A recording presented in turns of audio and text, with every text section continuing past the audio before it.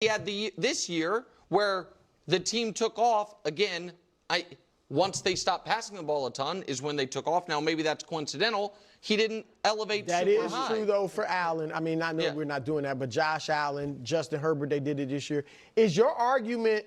I thought your beef was that he's tied for 9th. You're actually saying he should be tier 1? Yes. Yeah. But well, why does Stafford deserve to be I tier don't think 1? Stafford should be tier So 1. who I think deserves that's that ridiculous. 5th spot on tier 1? He could be thinks it should just be 4. Yeah, just those Drew 4. thinks it should be 4. Can I take you through why he is where he is? And when you look at Jalen Hurts over the course of his career, the more that they limited him, the more successful they came. Yeah. So when Jalen Hurts threw over 30 passes, okay, look at the difference between that and when he threw under 30. So he's 30-9 when he's under 30 attempts. Over 30, he goes to 22-14. That's a 16% difference, winning percentage difference. And look at the volume of interceptions. And when they started last year, the first 4 games, he attempted 30 passes in all 4 games. They went 2-2. The next 10 games, they attempted 30 passes 1 time, and they went 10-0. So what they realized is if we keep him under the league average in the 2000s is over 32.4 passes. If we keep him under 30 passes, we've got a much better chance to win. So that's not really a tier 1 quarterback. No, I agree with that. My thing now, Wilds, I'll give you this. I think he should be ahead of C.J. Stroud, Justin Herbert, and Jared Goff. And here's why. Look at his numbers last year compared to Stroud and Herbert. I mean, this is like his numbers are just better. I mean, Herbert's right there with him. But Herbert, Herbert his played his worst in the playoffs. And they did the same thing to Herbert. Now, Herbert obviously throws a better ball, I believe, throws a better ball. But Jim Harbaugh did the same thing to Herbert. He said, look, we're not throwing this much. And then Herbert imploded. Yeah, once they threw the ball in the playoffs, he imploded. And Goff, I think, to your point, it's about the postseason for these guys. And Jalen is, we know Goff is known to struggle in the playoffs through 3 interceptions in the NFC game against Washington, the playoff game. And we know Hurts is excellent in the postseason. So those 3 I would move Hurts ahead of, but I still think they're all tier 2. Clearly has a tier 1 GM. Well, I think, listen, what they wrote about him in this thing, what the GM said was they think he's a good player on a really good roster, which I think is not a wholly unfair thing to say. Now, we will see how he evolves over the course of his career because it's not always going to be – Saquon's not always going to be a 2,000-yard player. We already saw it. You know, Landon Dickerson, unfortunately, just went down. Like, they shouldn't be up front quite as stacked this year as they were last year, and we'll see. Okay, let's explain why something like this is so ridiculous and so misleading. Now, I've already unpacked this in so many different ways, and I definitely recommend you check out them. I did a very deep statistical dive on Jalen Hurts throwing and running and what he's asked to do, especially in the playoffs and regular season for that matter. But of course, the playoffs, and I compared them to Josh Allen, to Matthew Stafford, to Joe Burrow, to Josh Allen, Lamar Jackson, et cetera, et cetera. But even if we just want to look at passing, this implication is so ridiculous for many reasons. Many reasons.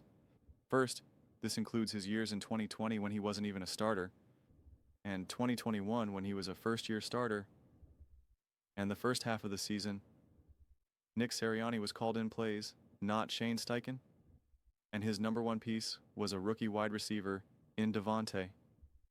And that was it. Okay, that's that. So if we just look at 22, 23, 24, things look a lot different. Okay? He was 8-1 when throwing the ball 30 or more times in 22. In 23, he was 8-4. Okay? And again, the one loss, by the way, in 22 was the Super Bowl. I know he played so terrible that game. And then in 23, he was 8-4, like I said. And then in 24, he was 3-2. Easily could have been 4-1 if they don't drop that ball. If Saquon Barkley doesn't drop the pass, not to mention A.J. Brown wasn't playing in those games. Seems to matter, right? Seems to matter just a little bit. And here's the thing.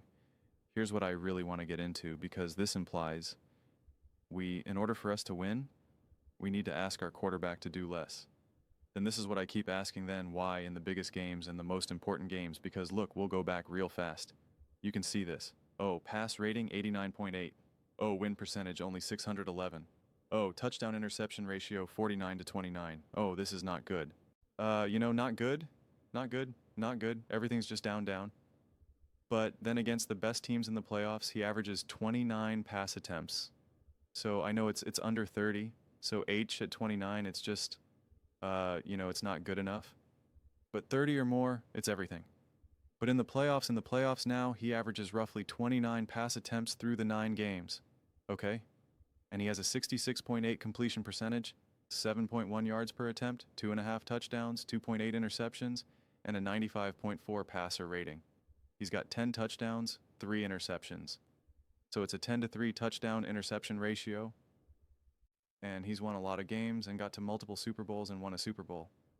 So I don't understand. I really don't. He's 6-3 in the playoffs again, averaging 29 pass attempts. And in the winter, gotta go home. 2 Super Bowl runs the 7 games, 18-2 touchdown to turnover ratio, 91 first downs, 71.8 QBR. They hung 36 a game. He was only one of 18 quarterbacks that have attempted at least 50 passes in the Super Bowl. He is the only one to complete more than 70% of his passes, 44 for 60, 73.3. He is averaging 30 passes a Super Bowl, and he's the only one to complete 70% of his passes. And yet, we want to still pretend like this Philadelphia Eagles team is just magically better when they ask him to do less. And this still downplays any of the running attack that he brings, which I'm not going to go through because that's what I did in my last video. But it's a lot. It's quite potent, especially when you compare it to Patrick Mahomes, to Josh Allen, to Joe Burrow, to Matthew Stafford, to Jared Goff, to CJ Stroud, to any of these other quarterbacks that you want to use, even just in the playoffs. And what I did in my last video was I specifically took conference championship games and Super Bowls and compared them to all these other quarterbacks and showed you what Jalen Hurts did, how many times Jalen Hurts dropped back, his touchdown interception ratio, his completion percentage, his passer rating, all the good stuff, his deep throws. He was a more successful deep ball passer than Patrick Mahomes was. When Patrick Mahomes had Tyreek Hill and Travis Kelce, this was in the Super. This was in conference championship games and Super Bowls, not over an entire season.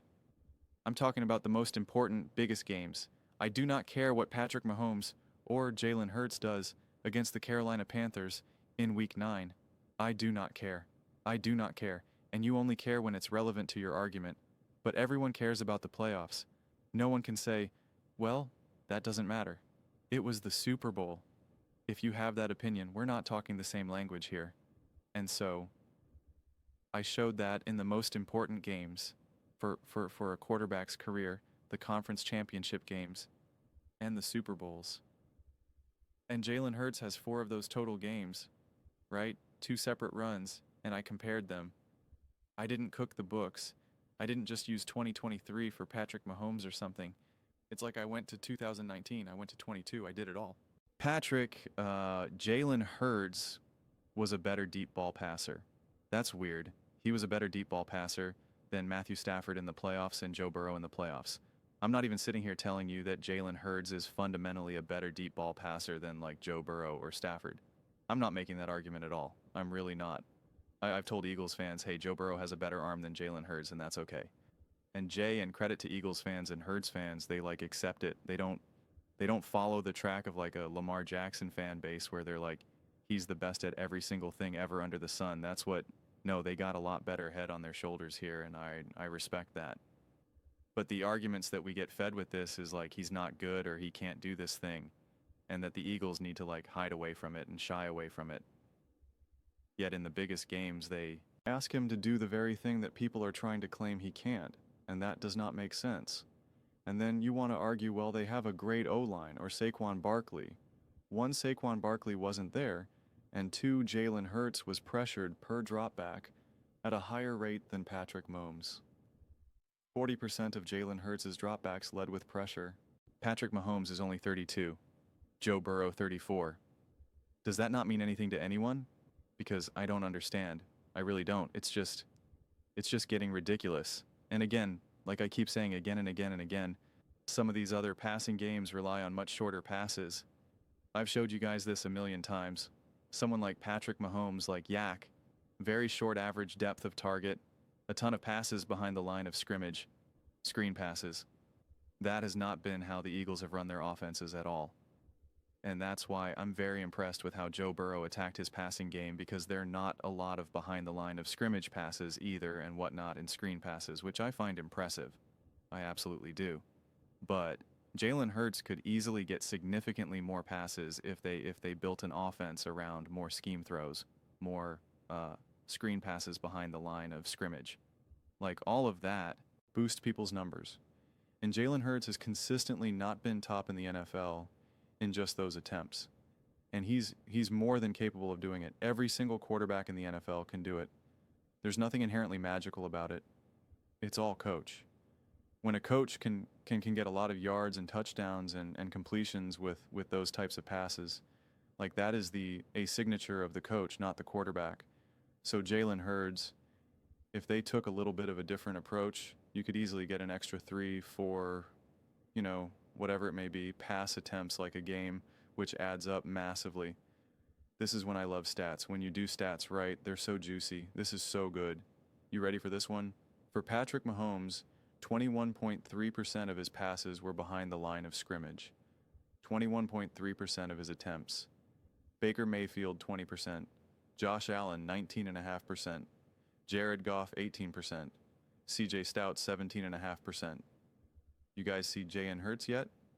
M. Jones, 16%. Do you guys see Jalen Hurts yet? He's all the way at the bottom at 12.7%. That stuff matters. It's why I'm impressed with the Matthew Stafford pass game with Sean McVay and Justin Herbert. They're asking their quarterback to do different things. Trevor Lawrence was at 14.4%. I guarantee you this is going to age beautifully. I guarantee you his behind the line of scrimmage passes and his screen passes skyrockets with Liam. That is what he did with Baker Mayfield. That is what he's going to do with Trevor Lawrence. I guarantee it. I guarantee it. I hope I could remember that I'm making this such firm statement, because it's going to happen. I guarantee it. I guarantee it. I mean, Sean Payton and Bo Nix did a fantastic job. They were at the top of the league. And again, it makes sense. It makes sense to do when you have a coach who could do it, do it. So we just need to have more accurate conversations about the topic at hand. I mean, because we just keep going in circles. We really do. I mean, Joe Burrow, Josh Allen, Patrick Mahomes, Lamar Jackson, Stafford got, all these quarterbacks, they've all won plenty of playoff games. Well, some of them, I suppose. Throwing like 25 or less passes, but only when it happens to Jalen Hurts does it get singled out, and it just doesn't really make sense. I mean, it really doesn't.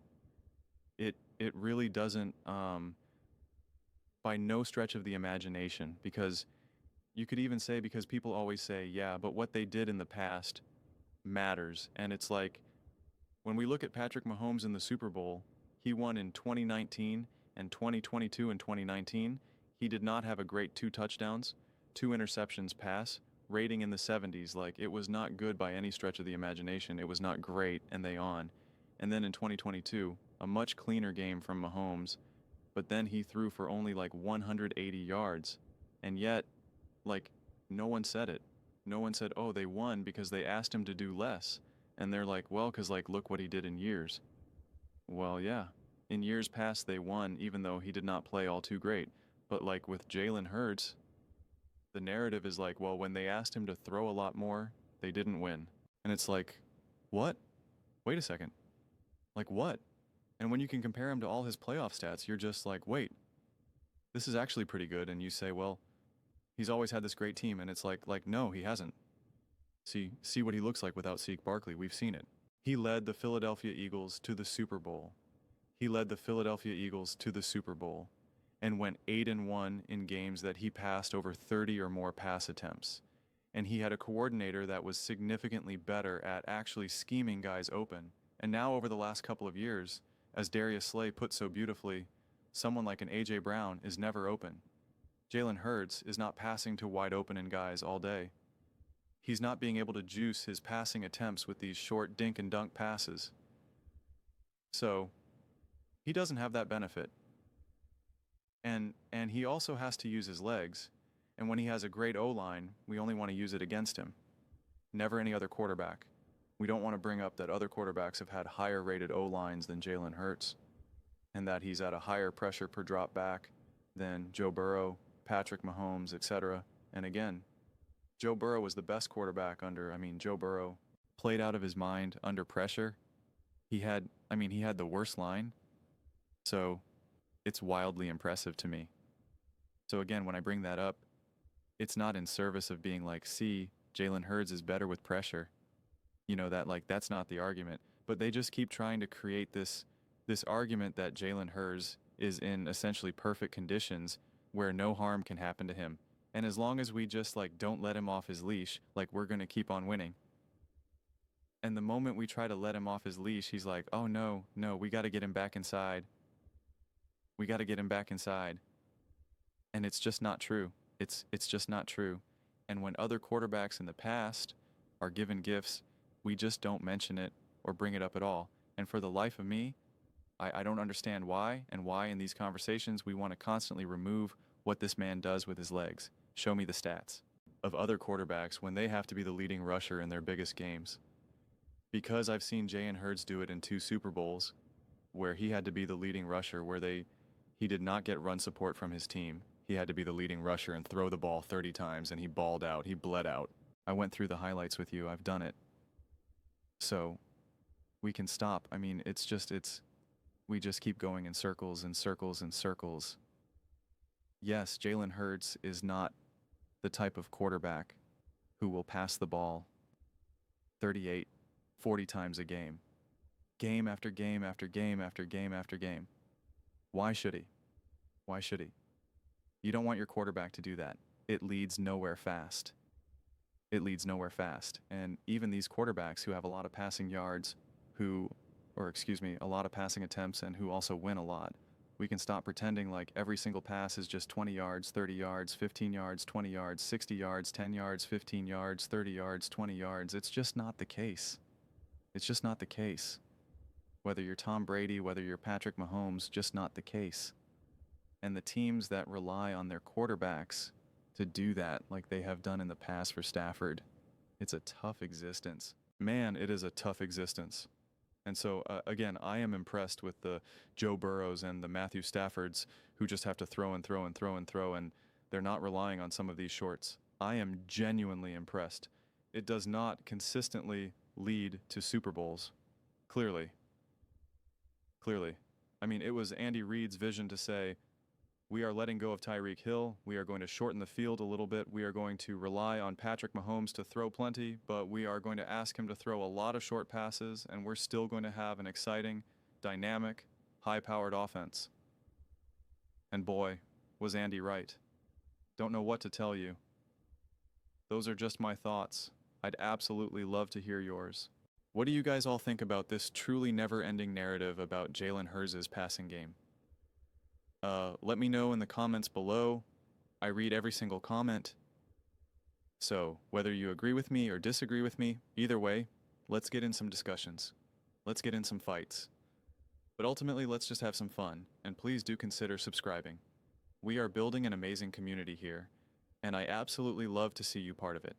I want to build something that we all generally feel connected to, something that we're really excited to be part of. I think we're on our way to doing it. And please don't forget to give this video a thumbs up, as it really does help the visibility and the algorithm. Thank you so much. See you next time.